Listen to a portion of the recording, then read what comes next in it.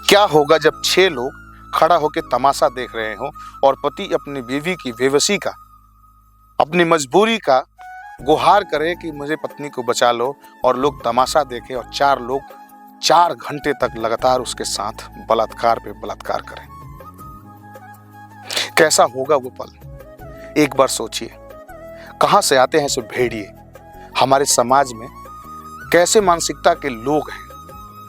कौन है वो लोग जो इस तरीके से इतनी निर्दयता के साथ एक पत्नी के साथ उसके पति के सामने बलात्कार कर रहे हैं, और सब वहां पे खड़े 6 लोग तमाशा देख रहे हैं।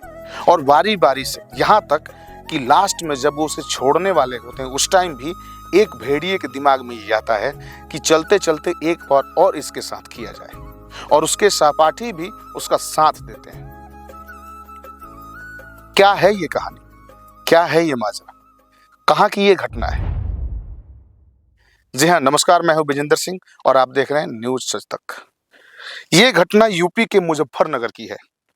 तारीख 23 मार्च 2022, समय लगभग 6 बजे, शाम का वक्त हो चुका था, और एक पति पत्नी अपने मायके से अपने पति के साथ ससुराल वापस आ रही थी। दोनों काफी खुश थे, हंसते गुनगुनाते रास्ते से आ रहे थे। NH 58 से ये लोग काफी मस्ती में अपने घर वापस आ रहे थे। शाम इस स्टेज पे था जब सूरज अस्त होने वाला हो, और शाम का वक्त जो होता है वो बहुत ही सुनहरा होता है। इस वक्त का मजा लेते हुए, इस वक्त का आनंद लेते हुए दोनों पति पत्नी अपने घर के तरफ आ रहे थे। लेकिन कुछ दूर आने के बाद इनको ऐसा लगा जैसे कोई पीछा कर रहा है। पहले एक गाड़ी आती है, फिर दूसरी गाड़ी आती है, फिर तीसरी गाड़ी आती है, और अंत में चौथी गाड़ी आती है, जिसपे लगभग 10 लोग इनका पीछा करना शुरू कर देते हैं। जब तक ये कुछ समझ पाते तब तक वो लोग उन्हें रोकने के लिए बोलते हैं। पति पत्नी कुछ समझ पाते तब तक इन लोगों ने आगे से रास्ता इनका घेर लिया होता है, और घेरने के बाद इन्हें पकड़ के जंगल की तरफ लेके जाते हैं। जंगल की तरफ लेके जाने के बाद इसमें से 6 लोग मिलके पति को पहले पेड़ से बांध देते हैं, और पत्नी के साथ बारी बारी से लगातार बलात्कार पे बलात्कार करते हैं। पति अपनी दुआ रहम की भीख मांगता है, पति बार बार हाथ जोड़ता है, पति बचाने की गुहार करता है, लेकिन ये दरिंदे जरा से भी इनको दया नहीं आती, और ये उस पत्नी के साथ दुष्कर्म किए जा रहे हैं। 6 लोग वहां मूर्ति की तरह खड़े हैं। पति बेचारा इन 6 से इशारा करता है कि मेरी पत्नी को बचा लो, लेकिन ये लोग, इनके कानों तक जू तक नहीं रेंगता। ऐसा मानो जैसे कि जिंदा लाश की तरह ये लोग वहां खड़े हैं, और वो 4 लोग हवस अपनी पूरी करने के लिए उसे नोच खा रहे हैं। पत्नी भी रहम की भीख मांग रही है, लेकिन उन्हें जरा भी रहम नहीं आई, उन्हें जरा सी भी दया नहीं आई। और जब ये लोग, इनका मन भर जाता है, जब यहाँ से ये लोग जाने की बात करते हैं, तो जाते जाते उसी में से एक भेड़िया, एक दरिंदा कहता है कि चलते चलते एक बार क्यों ना और इनके साथ किया जाए। और ऐसा करते भी हैं। 6 लोग वहां चुपचाप खड़ा होकर तमाशा देख रहे हैं। कितनी विडंबना है, ये कैसी विडंबना है जहां पे एक पत्नी के साथ 4 लोग बलात्कार कर रहे हैं, पति बेचारा पेड़ से बंधा हुआ है, और 6 लोग लाश की तरह खड़ा होकर तमाशा देख रहे हैं। अगर ये चाहते तो उन्हें बचा लिया जाता, लेकिन नहीं, इन्होंने ऐसी कोई भी कोशिश नहीं की जिससे ऐसा लगे कि ये लोग बचाने की कोशिश कर रहे हैं। क्या था माजरा, क्या थी ये कहानी? और जब ये लोग चले जाते हैं, पत्नी अपने पति को बोलती है कि इस बात का जिक्र तुम किसी से मत करना, क्योंकि हम लोग फिर कहीं मुंह दिखाने के लायक नहीं रह जाएंगे। क्या हुआ था ऐसा वाकया, सोचिए जरा एक बार। पति कहता है मुझे पैर में ऐसे ही बंधे रहने दो, मुझे मर जाने दो, तुम मुझे खोलो मत, क्योंकि मेरे होते हुए भी मैंने तुम्हें नहीं बचा पाया, और तुम्हारे साथ ऐसा हो गया, और इस हालत का जिम्मेदार भी मैं ही हूँ। पत्नी लाख बार समझाती है कि नहीं, तुम्हारी कोई गलती नहीं है, तुमने तो कोशिश की थी, अगर तुम बंधे नहीं होते तो इस हालत में आज हम यहाँ नहीं होते। और मैंने तुम्हें कहा भी था, मेरे घर वाले भी कह रहे थे कि आज रुक जाओ, कल चले जाना। मैंने भी कहा था कि आज रुक के चलते हैं, लेकिन तुमने नहीं माना। जो हुआ सो हुआ, अब इसे हम यहीं खत्म कर देते हैं और चुपचाप अपने घर चलते हैं। ये दोनों यहाँ से मरे हुए लाश की तरह अपने घर को जाते हैं। घर पे जाने के बाद जब भी पत्नी के शरीर पे कोई भी हाथ या कोई उसका कपड़ा छू जाए, पति ऐसे सिहम जाती थी मानो जैसे इसको करंट लग गया हो। इसके छूने से ये डर जाती थी। रात भर इनको नींद नहीं आई, रात भर दोनों पति-पत्नी सोए नहीं। घर में और भी सदस्य थे, लेकिन किसी ने किसी से कोई ज़िक्र नहीं किया क्योंकि शर्म की बात थी और पत्नी ने कसम दिया था अपने पति को कि तुम किसी से कुछ कहना मत, नहीं तो मैं जी नहीं पाऊँगी। पति बेचारा लाचार रात भर किसी तरीके से काटे। अगले दिन मुजफ्फरनगर के नई मंडी चौकी पति पहुँचता है और अपना सारा बयान इंस्पेक्टर के सामने सुनाता है। एफआईआर करने से पहले वो लोग इस बात को मानने को तैयार ही नहीं कि ऐसा कुछ हुआ होगा।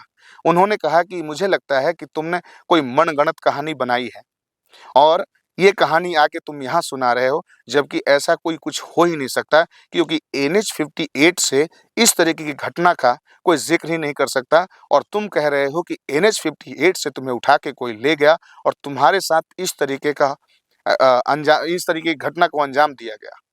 पुलिस मानने को तैयार नहीं थी, पति बेचारा बहुत मिन्नतें करने लगा, समझाने लगा, लेकिन ये बात कोई भी मानने को तैयार नहीं और पुलिस एफआईआर लिखने को तैयार नहीं।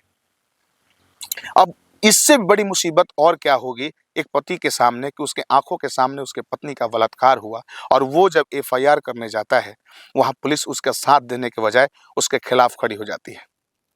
किसी तरीके से ये घटना एसएसपी के पास पहुंचती है, एसएसपी अभिषेक यादव के पास। अभिषेक यादव इस कहानी को बहुत अच्छे से सुनते हैं, समझते हैं और गंभीरता से इसकी जांच करने की बात करते हैं क्योंकि एनएच 58 की कहानी है और एनएच 58 पे सीसीटीवी कैमरे लगे हैं। अभिषेक यादव अपने सारे लोगों को इकट्ठा करते हैं और उन्हें कहते हैं कि एनएच 58 के लगे सीसीटीवी कैमरे को खंगाला जाए। अगर ऐसी कोई घटना घटी है तो फिर उसकी सजा उसे जरूर मिलनी चाहिए जिसने इस घटना को अंजाम दिया है और ऐसा ही होता है। लगभग पुलिस लोग सारे लोगों की टीम घटनास्थल पे पहुंचती है और वहां जब जांच करती है और सीसीटीवी कैमरा खंगालती है तो पता चलता है कि 23 मार्च 2022 को जो घटना घटी है वो हकीकत है और जो ये पति अपना बयान का बता रहा था ये बिल्कुल सही है। इस बीच में संज्ञान लेते हुए अभिषेक यादव पूरी टीम बनाते हैं और पूरी टीम बनाने के बाद सीसीटीवी कैमरे से जो इमेज मिलती है उसको कैच करके अपने मोबाइल में और पीआरओ सेल के माध्यम से वीडियो डाल देते हैं और वीडियो डालने के बाद इसकी जांच के लिए पूरी छानबीन की जाती है। काफ़ी मशक्कत के बाद लगभग 500 पुलिस की टीम बनती है, 500 लोग इसकी जांच करने में लग जाते हैं और काफ़ी छानबीन के बाद एक एक शख्स सामने आता है जो कि मखाली गांव का आंसू और उसके साथ-साथ इरशाद जावेद, ये तीनों एक ही गांव से पकड़े जाते हैं। क्योंकि वीडियो और फोटो दिखा-दिखा के कहा जाता है कि अगर कोई इस ढांचे का कोई शख्स है तो हमें बताइए और ऐसा खोजते-खोजते, ढूँढते-ढूँढते मखाली गाँव जब पुलिस पहुँचती है तो वहाँ से आंसू, इरशाद और जावेद ये तीनों एक ही गाँव के होते हैं। इन तीनों को गिरफ्तार किया जाता है। इन्हीं के माध्यम से मदीदा कॉलोनी के रहने वाले उस्मान, आबिद, जावेद, इशराद और वहीं का दोघट का शाहरुख, 2 लोग नाबालिग हैं जिस वजह से इनका नाम मैं नहीं ले रहा हूँ क्योंकि सुप्रीम कोर्ट के आदेशानुसार जो लोग नाबालिग होते हैं उनका नाम प्रदर्शन करना ठीक नहीं होता और इस पे रोक लगाई गई है। ये 8 लोगों को पुलिस गिरफ्तार करके लाती है और पुलिस जब इनको गिरफ्तार करके लाती है, ये वैशी दरिंदे सामने आते हैं और काफ़ी माफ़ी भी माँगते हैं। माफ़ी माँगने के बाद पुलिस कोई मरम्मत नहीं करती इनके साथ, इन्हें गिरफ्तार करके लाती है और जेल में डाल देती है। इनके साथ उस्मान, शाहरुख और सावेज और आंसू 4 घंटे तक इस पति के पत्नी के साथ लगातार रेप किए होते हैं और लगातार 4 घंटे में इसको कोई दया नहीं आई होती है। पति जब चिल्लाने लगता है तो उसके मुँह में कपड़ा भी डाल देते हैं। इशारों से वहाँ जो लोग 6 लोग खड़े हैं उनसे ये मदद माँगता है लेकिन कोई मदद करने आगे नहीं आता और इस तरीके की घटना को ये लोग अंजाम देते हैं जो अपने आप में शर्मसार करने वाली है। इस घटना को सुनाने का मेन मकसद एक ही है कि जब भी आप कहीं अकेले सफ़र कर रहे हो तो अपने सावधानी के साथ और जब तक आप रास्ते में अपने आप को महफूज ना समझ रहे हो तो कभी भी कोई सफ़र ना करें। कभी भी घटना को अंजाम दिया जा सकता है, कभी भी इस तरीके की वैसी दरिंदे आपके सामने आ सकते हैं और आपके साथ ऐसी घटना को अंजाम दे सकते हैं।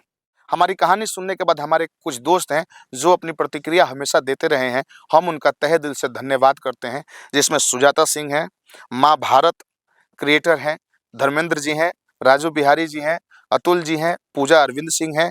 ऐसे न जाने हमारे काफ़ी कितने दोस्त हैं, जो अपने मन की बात हम तक पहुँचाते हैं और अपने राय और कमेंट के माध्यम से हमें आगे के लिए अग्रसर करते हैं। धन्यवाद।